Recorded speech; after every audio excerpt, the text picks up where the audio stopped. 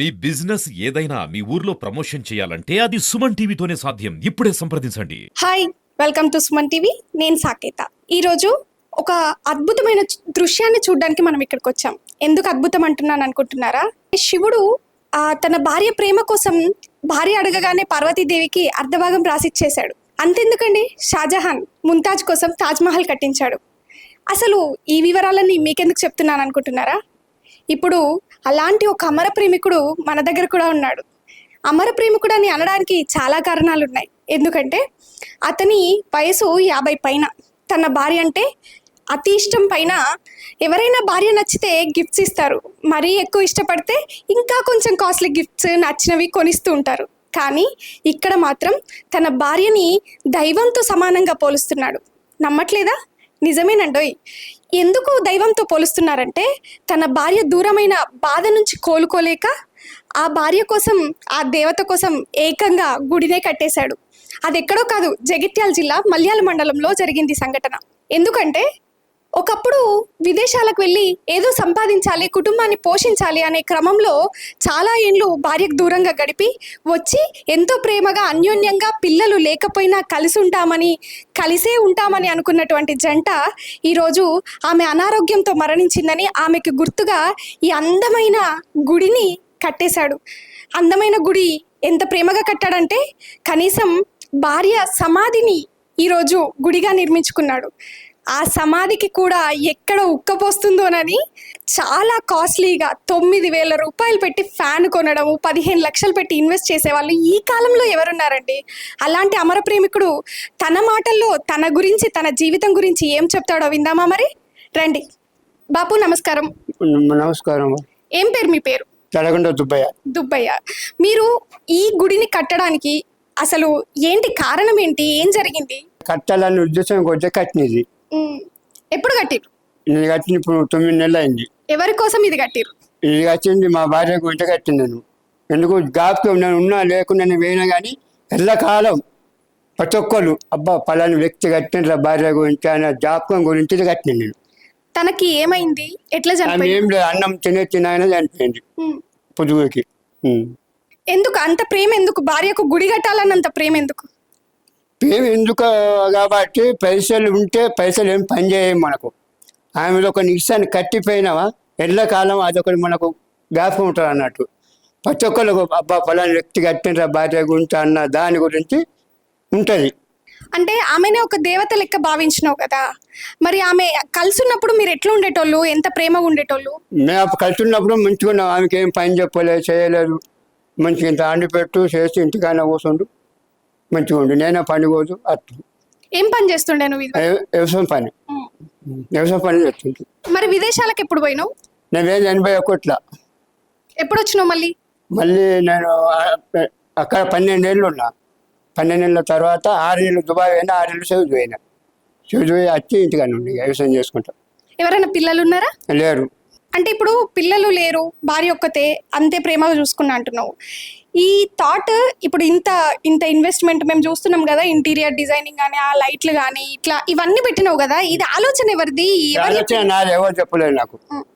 ఈ ఆలోచన మొత్తం నాది. ఫస్ట్ ఇది కట్టినే, తర్వాత ఆలోచించినే, మళ్ళీ తర్వాత మళ్ళీ అది కట్టినే, దాని తర్వాత మళ్ళీ ఆలోచించి మళ్ళీ రోడ్ వేసినాయి, మళ్ళీ ఆలోచించి మళ్ళీ పూల చెట్లు పెట్టాలని గార్డెన్ వేసినాయి, మళ్ళీ ఆలోచించాలని 2 పక్కలు ఇటుకలు పెట్టినాయి, ఆలోచన సిమెంట్ చేసినాయి. సిమెంట్ వేసిన తర్వాత మళ్ళీ ఆలోచన వచ్చింది, అట్టి సిమెంట్ తెల్లగా ఉంటుంది, మంచిగా ఉండదు, దీని మీద కలర్ వేయాలి, కలర్ వేసి ముగ్గులు వేస్తే మంచిగా ఉంటుందని చెప్పేసి కలర్ వేసి ముగ్గులు వేసి ఇచ్చినాయి. ఇంత ఖర్చు పెట్టినావు కదా, ఒక దగ్గర ఎంత ఖర్చు అయింది దీని అంతటికి కలిపి? మొత్తం అంతా కలిసి 15 లక్షలు అయింది. 15 లక్షలు? సోలార్కే 1,00,000 రూపాయలు. సోలార్ 1,00,000 రూపాయలు దానికి. సోలార్ సిస్టమ్ ఎందుకు పెట్టాల్సి వచ్చింది? కరెంట్ ఉండాలి. ఆ కరెంట్ ఎందుకంటే బార్ కరెంటు కాబట్టి అడిగితే వాళ్ళు కరెంట్ వాళ్ళు 1,00,000 రూపాయలు అడిగారు, లైన్ గుంజీలు 50 అడిగారు, అక్కడ 50 నింపాలన్నాడు. ఈ 1,00,000 పెట్టే వాళ్ళు 1,00,000 రూపాయలతో సోలార్ వస్తుంది. కరెంటు 24 గంటల వరకు ఉంటుంది, ఓన్తో మనకు సంబంధం లేదని చెప్పేసి పెట్టేసి. ఈ చుట్టుపక్కల ఉన్న పొలం అంతా ఎవరిది? ఈ పక్కన మన అడిగేది. ఎంత ఉంది? మనకు ఎకరం 12 గుంటలన్నర ఉంటుంది మన చోట. మామిడి తోట.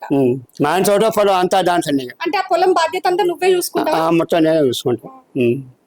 ఈ మామిడి తోటల్ని నీకు ఎందుకు పెట్టాలనిపించింది ఈ ఇది మన జాగ కాబట్టి మన జాగాన్ని మనం పెట్టుకోవాలి. పరాయి జాగలో పెట్టాలి, దానికి మనం ఓరా చేయాలి. మన జాగలో మనం పెట్టుకున్నామా, మనం ఎవరు అనేటోళ్ళు లేరు. మనం ఏదన్నా చేసుకోవచ్చు అని చెప్పేసి మన జాగలో మనం పెట్టుకున్నాం. ఇదంతా ఖర్చు నువ్వే భరించుకున్నావా? నేనే భరించుకున్నాం. ఎవరన్నా సాయం చేసిండ్రా? ఎవరు ₹1,00,000 ఆమెకు దొరికినాయి, 50 దాకా ఆమెకు దొరికినాయి. 10 లక్షల దాకా బాగా నుంచి పట్టుకొచ్చినాయి. మొత్తం 15 లక్షలు అయింది. మరి ఎట్లా అంటే అవి తిరిగి కట్టడం కానీ అది 10 లక్షలు తిరిగి కట్టుడే. అది 5 లక్షలు ఆమెకు దొరికాయి కదా, అవి లేవు. 10 లక్షలు మొత్తం కట్టుడే. ఇప్పుడు ఈ సమాధి మామూలుగా అంటే ఇక్కడ గుడి కట్టినావు కదా, అంటే ఇక్కడనే ఆమె అంత్యక్రియలంతా ఇక్కడనే చేసిండ్రా? మొత్తం ఈయన చేసిండు. ఇదే జాగాని ధరపలే చేయాలి, ఇదే జాగా ఆమె చేసింది. అందుకనే ఇక్కడ గుడి కట్టినావు. గుడి కట్టినట్టు. ఎందుకు అంటే గుడి ఎందుకు కట్టే? ఇప్పుడు చాలా మంది భార్యల కోసం గిఫ్ట్లు ఇచ్చిన వాళ్ళు ఉన్నారు, ఇంకేమో చేసిన వాళ్ళు ఉన్నారు, ప్రేమని వ్యక్తపరిచే పద్ధతులు ఉన్నాయి కదా, ఇదే ఎందుకు కట్టాలని అనిపించింది నీ మనసుకి? ఇది నాకేంటంటే ఆమెకు ఒకటి గోడి కట్టి రేకులు వేయాలి, ఆనల ఎండల ఉంచద్దు అన్న ఇష్టం కొద్దీ ఇది నేను కట్టింది అన్నట్టు. అంటే సరే రేకులు వేయాలనుకున్నా తప్పన కదా, మళ్ళీ అది ఇంతవరకు ఎట్లా ముందటికి వచ్చింది? ఇక తాపుకోటి రోజు వచ్చి 2 రోజులకు వచ్చి 3 రోజులు కొన్ని కూర్చున్నప్పుడు ఇంటికాడ ఒకటి ఆలోచన వస్తుంది, ఏం చెప్తే ఏది మంచిగా ఉంటుంది అన్న దాని మీదకే నేను ఆలోచన మీదకే ఇది చేసింది అన్నట్టు. ఎవరు చెప్పింది కాదు నాకు. రోజు దీపారాధన చేస్తావటానా? పచ్చివారం పొద్దున చెప్ప ముట్టించిపోతున్నాను. అప్పుడు కూడా అంతా కరుగుతాం మొత్తం. ఇక్కడ చూస్తే కూడా లోపలికి వస్తే కూడా ఆమె ఫోటోలు అంతా మొత్తం బయట ఫ్లెక్సీలు అంతా ఆమె ఫోటోలే ఉన్నాయి. ఎందుకు అట్లా? అది ఉండాలనే పెట్టినా, నా ఉద్యోగం కొట్టి ఫోటోలు ఉండాలనే పెట్టినా అన్నట్టు. చాలా మంది అంటే చిన్న చిన్న వయసులో ఉన్న వాళ్ళు కూడా ఇవాళ ప్రేమ అంటున్నారు, రేపు పెళ్లి అయిన తర్వాత కొద్దిగా ఆలోచనలు మార్చుకున్నారు. మరి ఇన్నేళ్ళ జీవితం కదా, మీతో ఎట్లుంటుండే మీ భార్య? మా భార్య మంచిగానే ఉంటుండే. కష్టం సుఖం అంతా మేము ఉన్నా హిందువులు లేని బంధువు ఉంటే పోకపోదు చేయబోదు, మేము మంచిగా కూడి మంచిగా ఉండు. మరి పిల్లలు లేరన్న బాధ ఎప్పుడు కలగలేదా మీకు కానీ మీ భార్యకు కానీ? ఇక అంతకు ముందు నేను దుబాయ్ పోకముందు ఒకసారి అన్నది, నేను మళ్ళీ తీసుకున్నాక దుబాయ్ పోతున్నాగా ఇంటికాడ మళ్ళీ కూడా నడుచుకోవాలి ఒకటి ఉంటుంది కాబట్టి ఇక నేను ఉన్నప్పుడు చేయలేదు, నేను వెళ్ళిపోయాను. ఇక పోయి వచ్చిన తర్వాత ఇక మన కొద్దిగా ఇల్లు జరిగింది కదా, ఇప్పుడు ఎందుకు మనకు అన్నట్టుగా ఊరుకున్నాను. అంటే ఎవరిని దత్త తీసుకోవాలి, ఒకరు పెంచుకోవాలని ఆమె ఎప్పుడు అడగలేదు? అడిగింది, నన్ను ఎన్నోసార్లు అడిగింది, చేసింది, కానీ నేనే కొద్దిగా వెనుక ముందు అయినా. ఏమన్నా చెప్తుండేనా అంటే నేను లేనప్పుడు ఇట్లుండు అట్లుండు అని ఏమన్నా ముందు చెప్పేదా? ఏమన్నా అనారోగ్యం ఉండేనా లేకపోతే? అంతకు ముందు ఆమెకు ప్రాణం మంచిగా లేనప్పుడు 4 లక్షలు పెట్టినాయి హైదరాబాద్లో, అక్కడ కర్ణాటక పెట్టి మంచిగా చేపించి మంచిగా అయింది. మంచిగా అయిన తర్వాతనే మంచిగా అయింది, ఏం లేదు బస్ మంచిగానే చేసినాక సంఘం చేసింది. బస్ అన్నం వేసుకుని అన్నింటి కూర్చున్నాయి, 2 బుక్క 3 బుక్క కళాశాల ఇట్లనే మంచాల పడిపోయినాడు. ఇద్దరు కలిసి వస్తుంటిరా ఈ జాగలకి? అప్పుడు కలిసి ఉన్నప్పుడు పని కష్టం కదా, ఇద్దరం పని కష్టం, పొలం ఉండు చోటు ఉండు, ఎప్పుడు వస్తుంది. ఏం చేద్దాం అనుకుంటా అంటే ఇప్పుడు పిల్లలు లేరు కదా, మరి ఇక్కడికి ఎప్పుడెప్పుడు వస్తుంటావు, ఎప్పుడెప్పుడు పోతుంటావు, ఎట్లుంటావు ఇక్కడ? నేను ఉంటే ఎప్పుడు ఉంటావు, ఒకసారి నైట్ కూడా ఇక్కడనే ఉంటా నేను. మామిడి చెట్లు ఉన్నాయి కదా ఇప్పుడు మీ తోటలు అన్ని మామిడి చెట్లు ఉన్నాయి, అవన్నీ మీరు కలిసే పెట్టుకున్నారా? ఆమె ఉన్నప్పుడే జరిగిందా? ఆమె ఉన్నప్పుడే, చిన్నప్పుడు ఆమె 30 ఏళ్ళు అవి పెట్టి ఆమె ఉన్నప్పుడే మామిడి చెట్లు తోట బీట పొలం అన్ని ఆమె ఉన్నప్పుడే అయినాయి. అప్పుడు ఇద్దరు కలిసి వచ్చి పని చేసుకునే? ఇద్దరం కలిసి వచ్చి పని చేసుకుందాం. ఇప్పుడు తను లేదు అన్న లోటు ఎట్లా అనిపిస్తుంది? ఇప్పుడు ఏం లేదు, ఆమె చనిపోయింది కాబట్టి నేను కూడా ఈసారికి చేసినా ఇంకోసారి పట్టించుకుంటలేను. ఏంటంటే ఇక మళ్ళీ ఈ సంవత్సరంలో ఇక భూమిని మొత్తం అమ్మేసారు. ఇక నేను మంచిగా ఉన్నప్పుడు అమ్మేయాలని అనుకున్నా, అమ్మేసాడు. ఆ ఒక తోట జాగా అమ్మేస్తావు? మొత్తం ఈ తోట మందం మొత్తం అమ్మేసాడు. ఇది ఒకటి ఉంచుకుంటావు? ఇది ఒక్కటి. దాని తర్వాత 1.5 గజం జాగా చుట్టూ ఉంచుకోవాలి. చుట్టూ ఎందుకంటే కొనుక్కున్న తర్వాత ఈ గెట్టు దాటి మళ్ళీ లోపల రానియాడు, మన జాగా మనకున్నదా, ఈ జాగాలో మనం తిరగచ్చు మన జాగాలో. ఎప్పుడన్నా ఒక్కని వచ్చి కూర్చుంటావు, ఎట్లాంటి ఆలోచనలు వస్తాయి అంటే ఇప్పుడు ఆమె ఉన్నప్పుడు వేరు కదా, లేనప్పుడు వేరు కదా, ఎట్లాంటి ఆలోచనలు వస్తాయి? ఏమన్నా గుర్తుకొస్తాయా? బాధ అనిపిస్తుందా? నేను ఏది కూర్చోడు, బాధ అనుకోను. నేను ఆమె గురించి సంతోషంగా చేసినా అయిపోయింది, బాధ అనేది పెట్టినాను లేదు.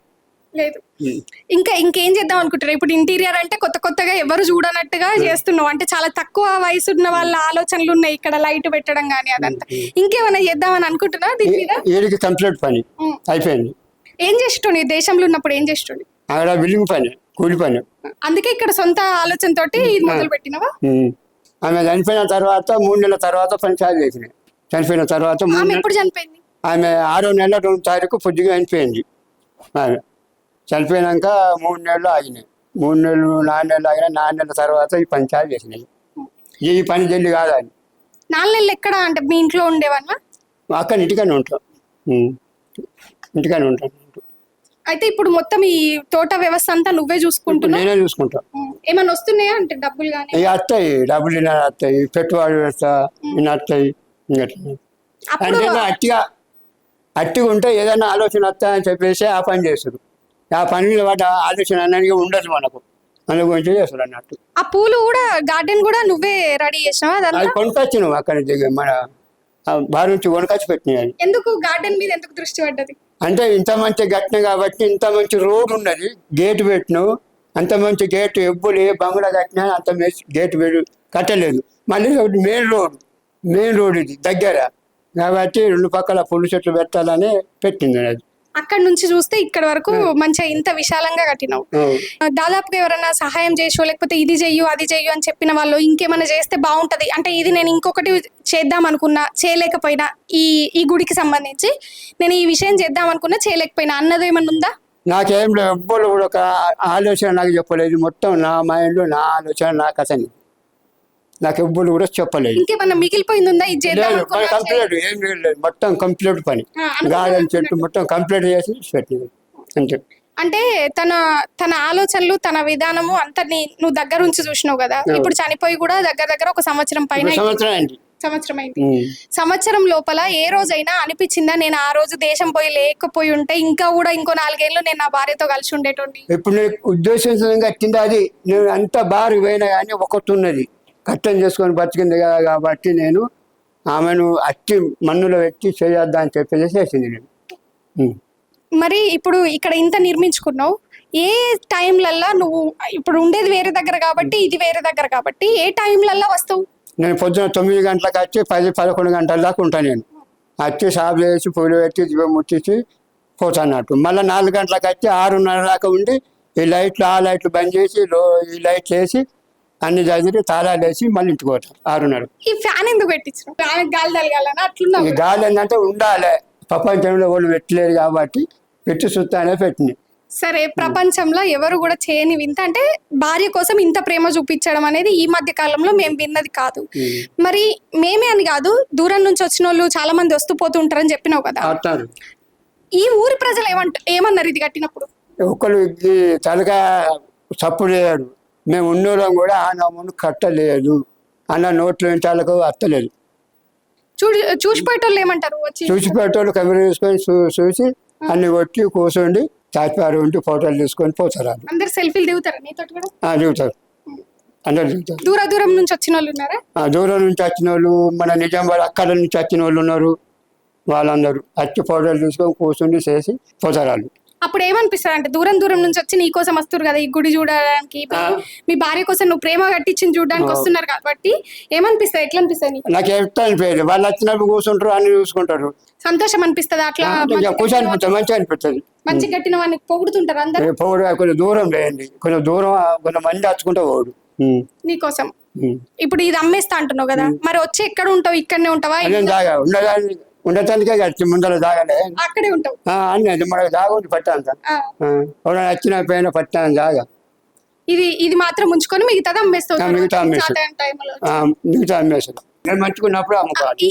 ఈ అమ్ముడు అనే కాన్సెప్ట్ ఎందుకు? నువ్వు ఉన్న రోజులు ఉండని కదా అన్నట్టు అనిపిస్తుంది. అయిపోయినా అనుకో అది మంచి ఫాలో అవుతుంది. నేను ఉన్నప్పుడు అమ్ముకోవాలా, ఒక 2 లక్షలు 3 లక్షలు అనవసరానికి గట్టి రావాలి. అనవసరాలు ఆమె పేరు ఉంటే గట్టి రావాలి ఒక 2 లక్షలు.